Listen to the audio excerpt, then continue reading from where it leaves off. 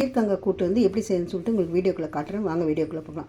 இதில் வந்து சிறுபருப்பு போட்டு தண்ணி ஊற்றி வச்சுருக்கேன். அதுக்கப்புறம் ஒரு சின்ன வெங்காயம் 2-3 வெங்காயம், பூண்டு ஒரு 4 பல் பூண்டு, 2 பச்சை மிளகாய், ஒரு 1/4 தக்காளி, சீரகம் வந்து ஒரு பிஞ்சு, மஞ்சள் ஒரு பிஞ்சு, இவ்வளோ போட்டு வேக வச்சு பீர்க்கங்காய் வந்து கட் பண்ணி அதையும் இதில் போட்டு அப்புறம் தாளித்து நான் உங்களுக்கு காட்டுறேன். இப்போ வந்து இவ்வளோ வேகட்டும், பிறகு நான் பீர்க்கங்காய் போட்டு காட்டுறேன். நான் கொட்டிடுறேன். இப்போ இதில் வேகட்டும். வந்து இதை வந்து கொஞ்சம் திறந்த மாதிரி இருக்க மூடி வச்சிடணும். ஏன்னா அப்போ தான் பொங்கி வராது உங்களுக்கு. இப்போ இது வேகட்டும். இப்போ சாப்பாடு பார்த்துட்டிங்களா, இப்போ வெந்துக்கிட்டு இருக்குது. இப்போ நம்ம பொங்கி சாப்பாடு வந்துச்சுன்னா இந்த கரண்டியை வந்து நீங்கள் உள்ளே போட்டுருங்க. அப்போ வந்து சாப்பாடு வந்து பொங்கி வெளியே வராது. இது ஒரு டிப்ஸாக நான் உங்களுக்கு சொல்கிறேன். நம்ம தேவையான உப்பு போட்டுக்கணும்.